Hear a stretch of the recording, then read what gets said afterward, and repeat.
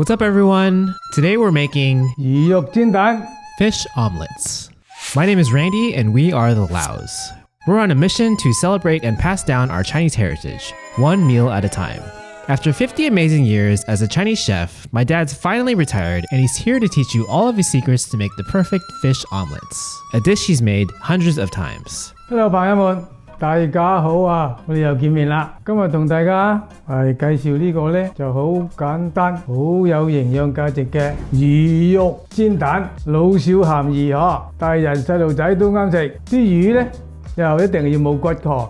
只要你話喜歡用咩魚肉呢，就你中意咩就用乜嘢。我呢度係用7安士咁上下嘅魚肉啦。My dad is using swai fish here, but the recipe works with many different types of fish, shrimp, and other seafood. You can also make this with oysters, which is a very popular Hokkien and Chuchao dish in restaurants and night markets throughout Southeast Asia.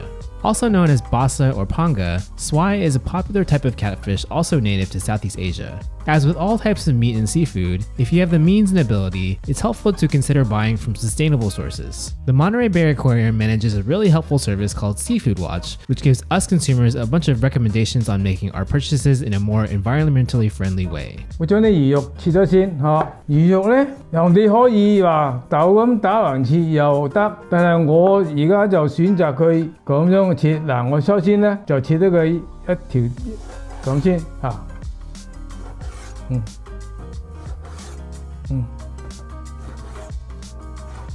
嗱，咁樣啦，我就選擇佢咁樣切啦。咁樣嘅啲魚咧，切咗嗰啲魚肉咧，佢就唔會話會煎好之後就碎咗。嗱，我咁樣煎咧佢咧，因為佢啲紋咧係橫紋，我就切咗佢直紋咁樣切。當然你又可以選擇咁樣切，就打橫切就得嚇。我就選擇咁樣切啊。So basically, my dad creates several big slices by cutting perpendicular to the spine, and then he turns each of those slices and creates smaller strips by cutting parallel to the spine. This results in a more tender bite.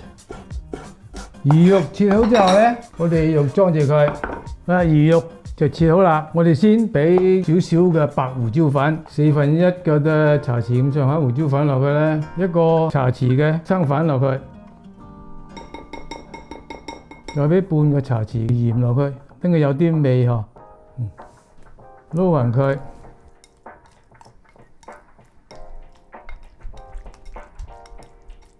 好啦，咁樣啲胡椒粉同埋嗰啲生粉已經撈勻咗啦，擺喺度等住陣間用嗬。再切埋啲葱啊，有2條葱就夠啦。葱切葱花嗬，切2條葱嗱。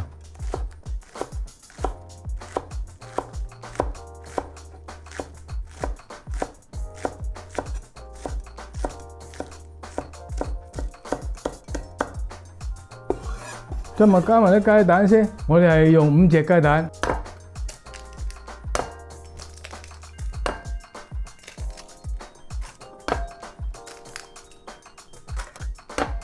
雞蛋打好之後呢，半個茶匙嘅鹽就夠啦，因為啲蛋呢係唔需要好多鹽嘅嚇。胡椒粉呢有少少呢，1/4個茶匙呢。We have all of these ingredients listed on our blog at madewithlao.com, along with step-by-step instructions and video clips to guide you as you make the recipe at home. 料就備好咗啦，我哋先將啲魚肉呢，用啲滾水煮熟佢，啱啱煮熟佢先至再炒下。點解要用啲滾水啊？滾水呢，我想佢快脆啲啊嘛。如果用凍水呢，佢出邊嗰啲粉啊，咪溶晒去咯，係嘛？我用滾水嘅時候呢，佢啲魚肉就啲粉包住啦，仲包住啲魚肉噶嘛。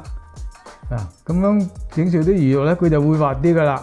係嘛？唔可以就咁一直炒啊？一直炒啦，冇咁好嘅啫，因為啲雞蛋好快脆熟啊嘛。咁樣飛過燒啲魚肉呢就好滑啦。We'll let the fish cook for around 1.5 to 2 minutes, gently moving the fish around as we go. I also wanted to make a special shout out to thank all of our wonderful Patreon supporters for helping bring this video to life. If you enjoy our videos and are interested in supporting us directly, head on over to patreon.com/madewithlao to learn more. 好啦，啲魚肉熟啦，係嘛？睇到啦，係嘛？轉咗白色啦，啲魚肉轉咗白色啦。我用嘅嘢倒起佢。嗱啲魚肉唔熟啦，係嘛？誒之後咧，跟住咪俾塊乾布乾嘅淨佢，自己抹一抹佢就得㗎啦。好啦，我哋而家咧準備煎蛋啦嚇。首先咧，將個蛋發勻佢。Is there any special technique for beating the eggs? 打蛋都唔需要講乜嘢技術㗎啦，即係你發得佢多手啲，等啲蛋即係話啲蛋白同啲蛋黃咧化開咗，分勻啲。如果你打得唔多手，啲蛋白一嚿，啲蛋黃一嚿，咁咪煎出嚟咪唔靚咯。I have a question, because some people are like, you have to do it with chopsticks. 我通常都有習慣就攞筷子咧，但係好多人屋企啲有咩屋企冇筷子嘅啫，係咪？仲係有叉嘅啫嘛，俾叉最好㗎啦。How can they say Yeah, that? all the different spokes. Yeah. Because they all separate Yeah. in the head. Yeah. So that will make the It's like having 4 chopsticks. four chopstick. Yes. 好啦，蛋就發好咗啦。Next, we'll be heating up our pan for about 2 to 3 minutes on high heat. 好啦，我哋而家開始煎蛋啦。呢個係粟米油嚟嘅，我哋先俾一個湯匙落去先，將啲油咁樣攞勻佢偏佢。A good sign that both our pan and oil are hot enough is if the oil starts shimmering or forming ripples across the surface. 將少少 Before cooking the eggs, turn down the stove to medium heat, and the eggs should immediately sizzle after being poured into the pan. Let it rest and cook for about 15 to 30 seconds before adding the fish. If your egg does stick, is your dish pretty much like ruined? 咁就算係冇咁靚咯，又唔係話唔食得。食得，不過冇咁靚啫嘛。食得啫，不過即係冇咁靚啫嘛，我咪鏟俾佢話鏟多2鏟好咁咪得咯。所以爹哋你即係話咧，要個鑊要放喺度整熱咗先落油。夠熱。夠熱先落油，啲油又要熱先落蛋。係咪咁啊？呢個叫做咩咧？我哋餐館叫做猛油軟鑊，即係燒滾啲，燒紅隻鑊，燒紅啲，即係再落油，你再慢慢火收翻慢火再煎嘢，咁就鳳子就唔會燶啦。哦，燒紅隻鑊就落油。等啲油熱咗就。你跟住就熱㗎啦，你隻鑊夠熱嘅就倒油落去就夠熱㗎啦，你咪慢慢收翻慢火佢先，隻蛋落去。好啦，呢個底下咧，我哋剩落嗰啲咧就慢慢咁爬佢落嚟，整勻佢。嗱，俾埋啲葱花落嚟呢度。發勻之後咧，將佢發勻咗，將啲蛋倒埋落去。After pouring the rest of the eggs into the pan, let it cook on this side for about 3 to 4 minutes before flipping. 好啦，咁就開始煎啦。Like with most omelets, notice that my dad is barely stirring or touching the eggs. 俾半個湯匙嘅油落去，喺個邊咁樣嚟落去，喺個邊嘅落去嚇。點解喺邊度？個邊，因為你擺喺中間，咪啲油咪喺晒中間度，係啦，煎唔到。我啲油咧就喺個煎 pan 嗰度底下煎蛋啊嘛，係嘛，唔好擺喺個面上。A few questions about cooking the egg. How do you not burn it?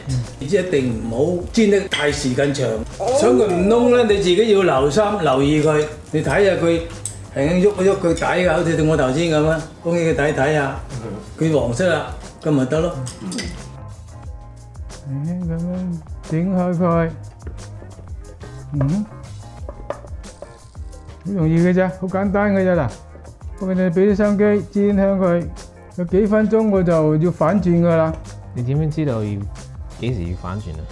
即係落鏟反起佢，嗱睇到嘅嘛，睇到佢一邊轉咗金黃色啦，咁你就知道可以夠反轉㗎啦。嗱，我哋啷起佢，嗱喐㗎啦，佢成個蛋好似餅咁喐㗎嘛，係嘛？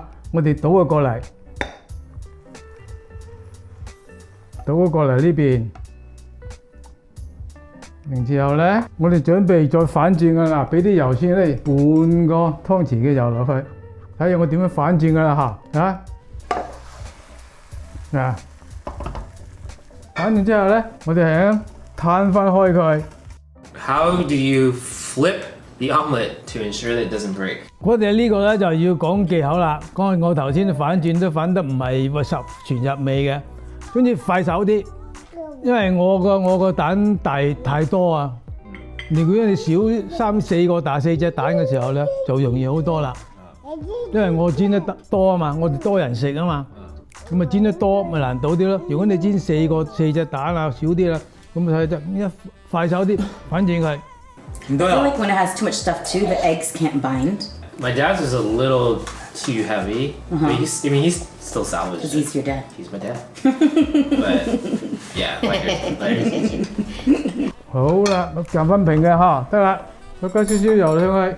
OK，又喺個邊咁拎上去。 In total, after flipping, we'll be cooking the omelet on this side for about 3 to 5 minutes until the bottom has turned a nice golden brown. 擺轉反轉之後咧，我哋要慢慢撳翻平佢喺底下，點解要咁平咧？佢下邊咧要佢唔平啊嘛，有啲魚肉晾住啲蛋啊嘛，點樣撳平佢咯？啊，睇下下邊係咪夠香先嗱，先睇下大黃色嘅咧，睇到嘛？睇到香黃色係嘛 ？OK， 好啦，開始得噶咯喎。 To transfer the omelet onto a plate, we'll be using gravity. Cover the pan with a plate and then flip the pan upside down onto the plate. The omelet should fall nicely onto the plate, which we can then cut up and serve to our loved ones. 好啦，魚肉煎蛋食得啦，紅堆食蛋。 Oh my god, what a feast. So we have sweet and sour pork, which we have a recipe for. Stir-fried green beans, which we also have a recipe for. Oh. Yes. If you're not 呢 serving it. 啲嘅枸杞湯種嗰啲枸杞嚟㗎。OK， Cheers! 食蛋 Do you say sigdan for this one? Don. Don. It's- 點知啊？點知啊？ It's really easy. Really easy 嚇。 We have a lot of questions. Oh, good. A lot of people, including Cheryl from Patreon, asked about how do we get the eggs to be like fluffy and silky. 如果你煎蛋咧，就唔會有呢個後果啦。炒蛋咧就會有，譬如你有4隻蛋炒蛋咁啦，就落一個湯匙嘅油落去發蛋。炒蛋咧一定要多少少油，知道嘛？炒蛋少油唔得嘅。你今日都係啊？煎同炒又唔同嘅仔，你今日係煎啊？煎我哋煎根本就係煎蛋。炒嘅時候咧要猛火啲，快手啲，咁炒起上嚟咧佢就會嫩滑鬆。煎咧，阿細佬煎咧就係喐得好少嘅，你輕輕咁樣周圍咁喐下，你唔喐佢就煎好。但係炒咧，你係可以炒咧就要喐。 turn over。炒就要喐多啲。炒就好似炒菜咁，係咪猛咁反啊？煎同炒係唔一樣㗎。 Okay. Pan fry and stir fry is different. Okay. This is a pan fry. Yeah. Stir fry, like you 炒芥蘭，and 炒白菜，that is stir fry. Okay. So what is the difference when you're doing the egg? You don't move these a lot. You don't move this a lot. Okay. Yeah, it makes sense. Yeah. Okay. Stir fry, you're stirring it. Pan fry, you just let pan. Slowly Yeah. turning, slowly turning. Yeah. 煎咧就香啲，煎佢有啲嗱煎係黃色噶嘛，係咪？炒咧佢就炒蛋佢就唔會好似咁煎到金黃色嘅，係咪？炒蛋就滑，個口感唔同又滑。佢話明白嗎？明白嗎？ Okay, how Because the stir fry Stir is more fry. more tender. Wow, more tender, yes. This one, I like more pan fried because I don't like my eggs as wet. 煎咧就係 more crunch. Yeah, I like crunchy. Crunch, yeah. This is a crunch. Like the chicken is 煎 it's more crunch than stir fry. Yeah. Another very popular question Oh. from Ashley and Chuan Lee. What kinds of seafood can you use? 好多得嘅啫，海鮮你就煎呢個煎咗個蛋啊，海鮮煎蛋好多種魚啊、蝦啊、魷魚啊，總之你喜歡用乜嘢就乜嘢。我就成日同大家講，我唔一定話要你用魚就用魚，我話你平時你中意食乜嘢就俾啲咩料落去。Yeah, you can get like fish, shrimp, crab, oyster. But we choose fish because fish is more fit our daily diet and easy to get and good for kids, good for elderly, good for a lot of age. But actually, you can use a lot of things. Yeah. Even vegetarian, you can use corn, Yeah. bean, and some kind of the vegetable not containing a lot of water. I have a question. So when I was in Taiwan, I had this with oysters, and it was really popular. In China, did you guys have this kind of a dish? If so, what was the most popular filling? 中國因為你喺城市就有，喺農村咧就比較少啲啦。而家就好啲，而家或者係多啲。喺我哋喺中國嘅時候就冇，即係蛋就有，煎蛋就有，但係唔一定話要有魚有嗰啲煎蛋多數咩？用豆仔煎蛋、豆角啊、豆仔啊嗰啲菜煎蛋你有，但你話用魚煎蛋就少啲。In at least in America, a lot of times we have like eggs and omelets in the morning. For this dish in China, is it more of a like a dinner lunch? 反而你話做就係咁樣嘅，就早餐就唔多啦。早餐就快脆啊嘛，啲快脆咁咧唔使咁煎嚟煎去啦嘛，炒就快脆啦，炒兩餐咪食得咯。But this one, it is have a lot of fish, Yeah. egg, and make good taste. In Cantonese, 好餸飯面 it's very easy to eat together with rice. Yeah. For someone like sometimes they don't want to go out when they are work, don't buy lunch. This is a good one to bring lunch to work. You can at dinner time maybe save a couple pieces and then put it in the white rice, put in the lunch box with this egg. It's perfect, right? Go yeah. Now I'm better. He said, "Give me your mic, huh? You want to get mic'd up?" Oh yeah. Hello dear fan, dear audience. Thank you for watching today's video, Fish and Egg Pan Fried Almond. Thank you so much for your enjoy, your share, your like, your support. Kim can say, we see you next time. Kim.